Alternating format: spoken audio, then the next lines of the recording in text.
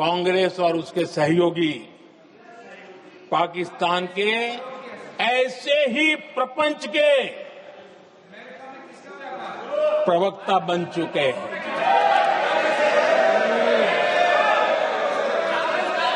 आदरणीय अध्यक्ष जी, देश की सेना ने आदरणीय अध्यक्ष जी, ये तरीका है देश की सेना ने बैठिए देश की सेना ने सर्जिकल स्ट्राइक की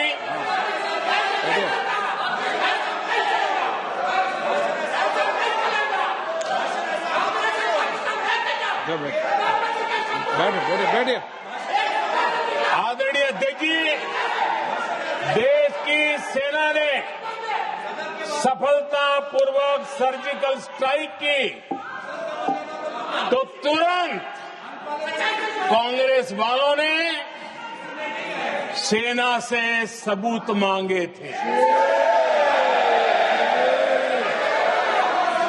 लेकिन जब उन्होंने देश का मूड देखा,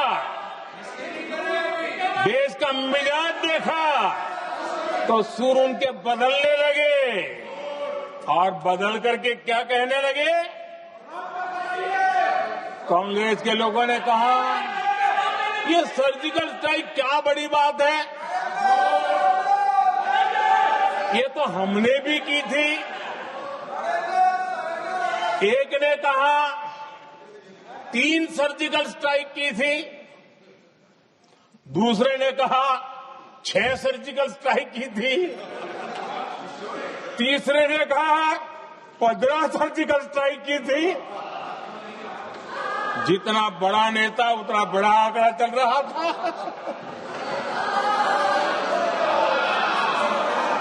आदरणीय अध्यक्ष जी, इसके बाद बालाकोट में सेना ने एयर स्ट्राइक की।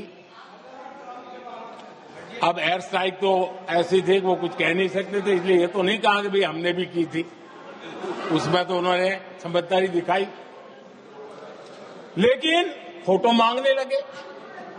एयर स्ट्राइक हुई तो फोटो दिखाओ, क्या कहां गिरा, क्या तोड़ा, कितना तोड़ा, कितने मरे, भाई यही पूछते रहे। पाकिस्तान भी यही पूछता था, ये भी यही पूछते थे। इतना ही नहीं, आदरणीय अध्यक्ष जी, जब पायलट अभिनंदन पकड़े गए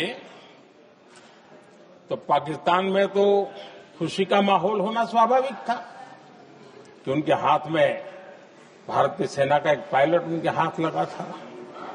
लेकिन यहां पर भी कुछ लोग थे जो कानों कानों में कह रहे थे, अब मोदी फंसा, अब अभिनंदन आए, मोदी ला करके दिखा दे, अब देखते हैं मोदी क्या करता है। आज डंके की चोट पर अभिनंदन वापिस आए।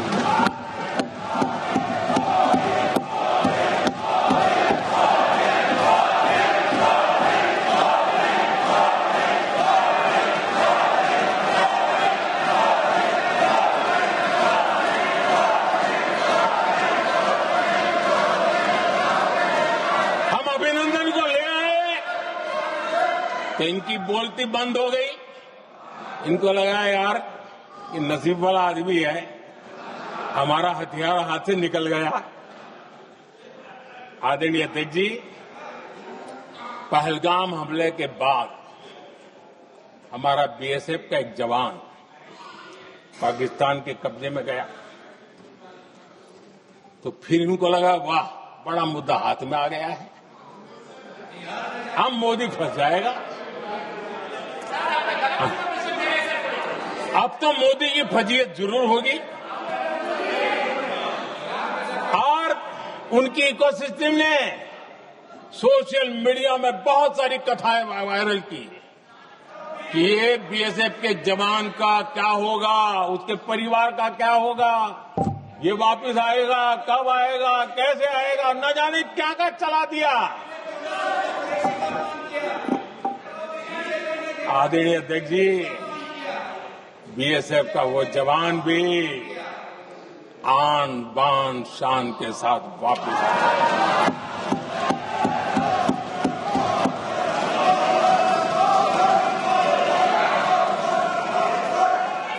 आतंकवादी रो रहे हैं,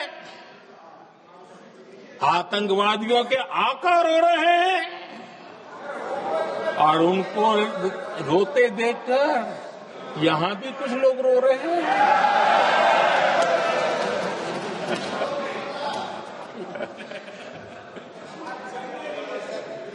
अब देखिए, सर्जिकल स्ट्राइक सर्जिकल स्ट्राइक चल रही थी, उसके बाद उन्होंने एक खेल खेलने की कोशिश की, बात जमी नहीं। एयर स्ट्राइक हुई तो दूसरा खेल खेलने की कोशिश की, वो भी जमी नहीं। जब ये ऑपरेशन सिंदूर हुआ तो उन्होंने नया पैंतरा शुरू किया, और क्या शुरू किया? रोक क्यों दिया? पहले तो मानने को तैयार नहीं थे कि मुक्त करते, अब कहते रोक क्यों दिया? वारे बयान बहादुरों,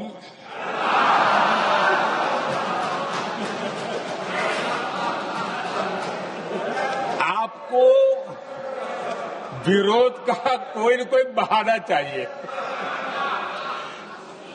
और इसलिए सिर्फ मैं नहीं, पूरा देश आप पर हंस रहा है।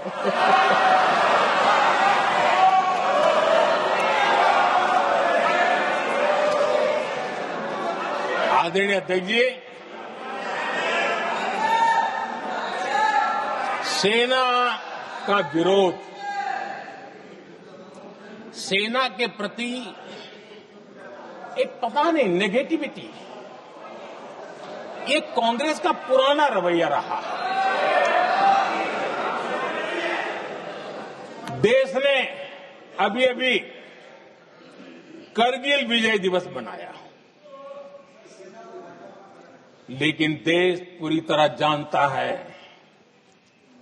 कि उनके कार्यकाल में और आज तक करगिल के विजय को कांग्रेस ने अपनाया नहीं। न कांग्रेस और उसके सहयोगी पाकिस्तान के ऐसे ही प्रपंच के प्रवक्ता बन चुके हैं।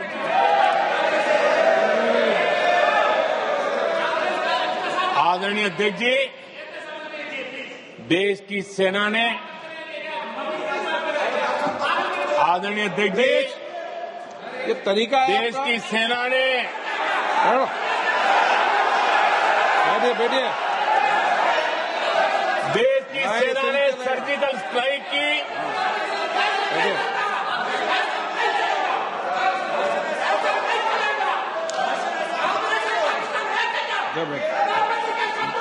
बैठिए।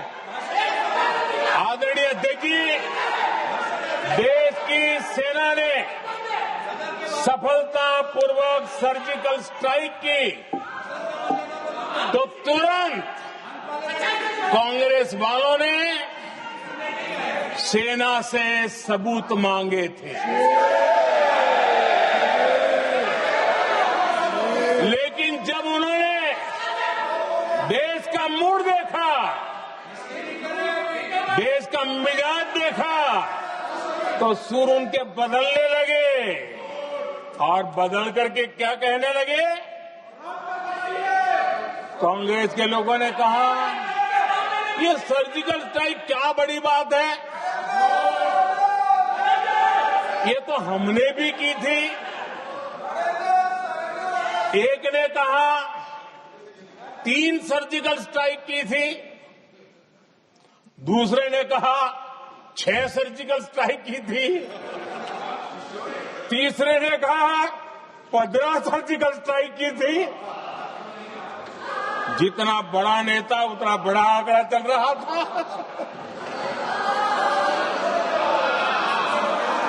आदरणीय अध्यक्ष जी, इसके बाद बालाकोट में सेना ने एयर स्ट्राइक की, अब एयर स्ट्राइक तो ऐसी थी कि वो कुछ कह नहीं सकते थे, इसलिए ये तो नहीं कहा कि भाई हमने भी की थी। उसमें तो उन्होंने समझदारी